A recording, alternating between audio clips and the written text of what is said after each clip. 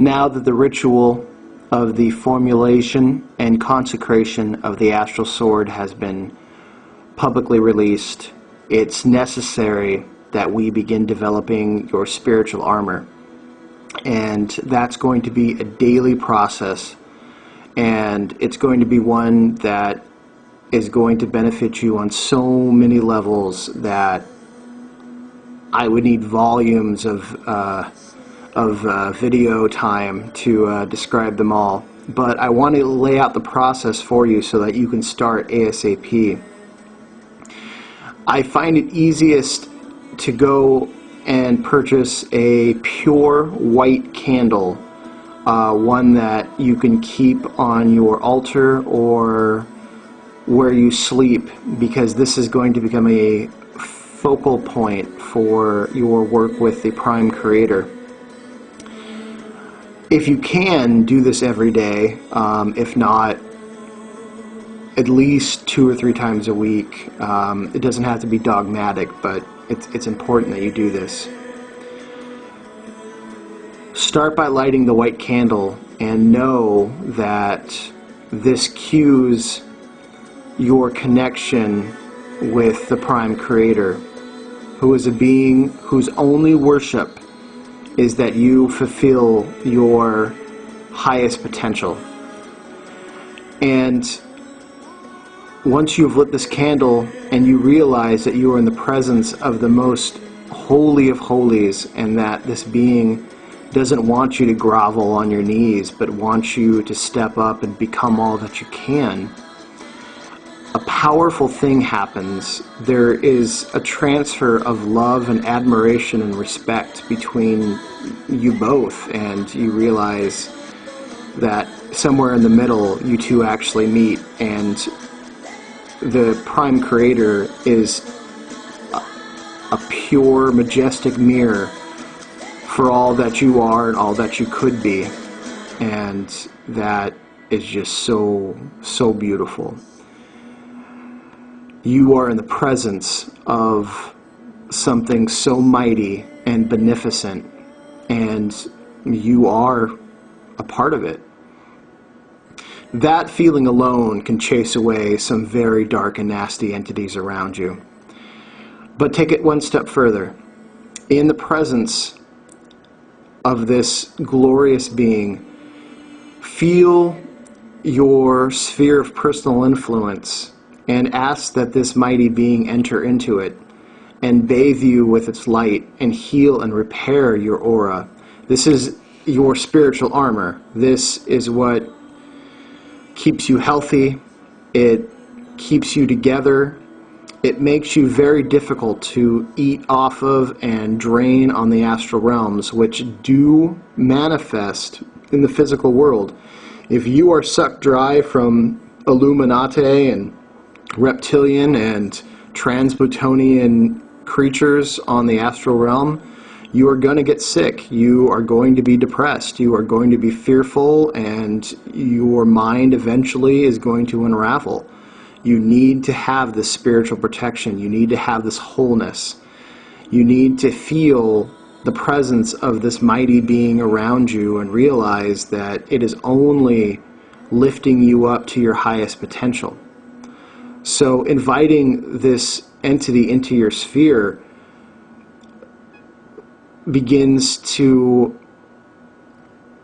harmonize with your vibrations, and you and it become closer and closer through just spending time with each other. I mean, you eventually take on qualities of the beings and people that you associate with the places that you associate. This is the same thing. This is vibrational correspondence. This is why we're hanging out with the powerful heroes that we are, is to inspire us to become that.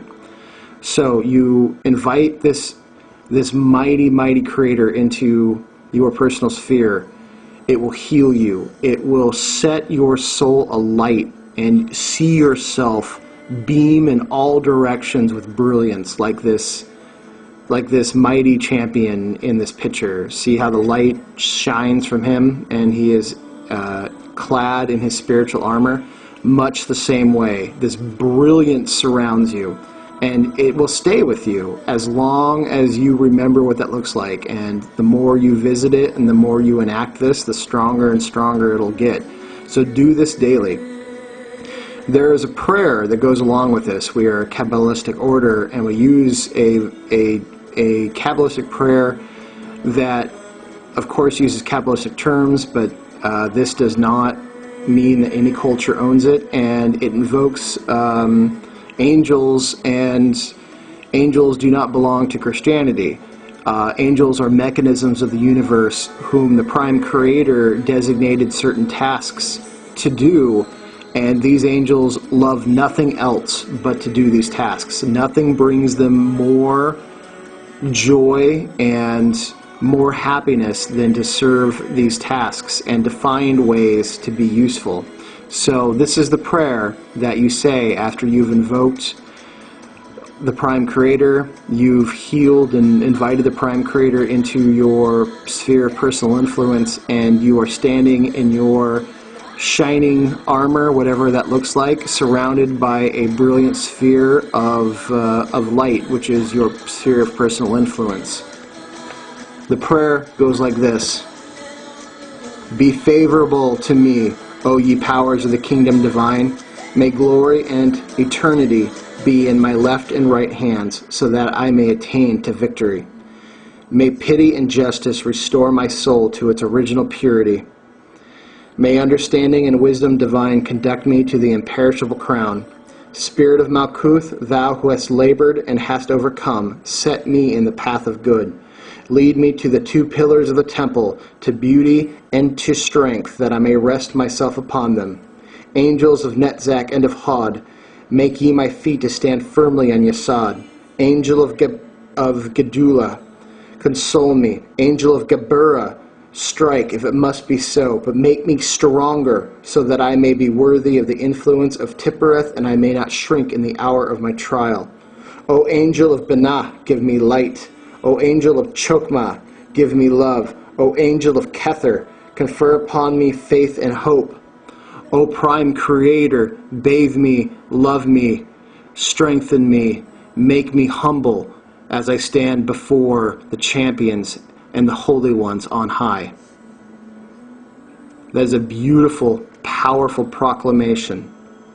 And it does not come without recourse, because as you stand as a champion of light, all those sick darkness, all the entities of greed and perversity will seek you out. They hate the light. They run from it. They can't handle it. And you will stand like a torch in a sea of darkness. And you need to have your spiritual armor ready, because they will try to come for you, and they will try to snuff your light out. They will do it with or without you being involved. But as your involvement grows, those challenges will become realer and realer, and those astral battles will filter down into the physical world. And as a champion of this order, you need to be ready. Now, what does a champion mean? A champion means that you serve the greatest good, that you serve humanity, and that you serve all things that are beautiful, and that you serve all things that are just and true, and that you are a fighter for freedom. And beauty is all life. It's not just that what is aesthetically pleasing, but it is life, and life allowed to be free, and life allowed to evolve without outside and otherworldly manipulations that are the Illuminati and the reptilian agenda.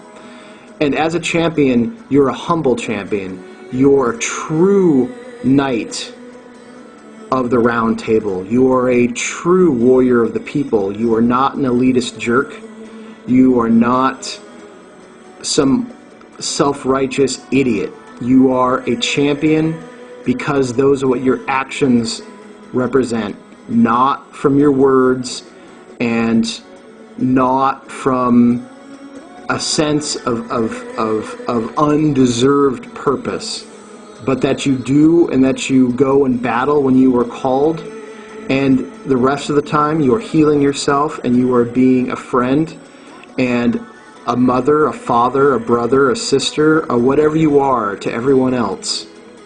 And you're doing it in a way that represents your true highest self, which is unending compassion, love, and you would be appalled that someone else would try to take that away.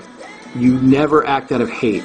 You act out of a sense of appallness, and you act out of a sense of love that those people, those entities who are that sick, maybe, just maybe, they don't need to be around to garner further negative consequences for their actions. As a champion of the light, you stand to serve the light, and you stand to serve those who live in the light.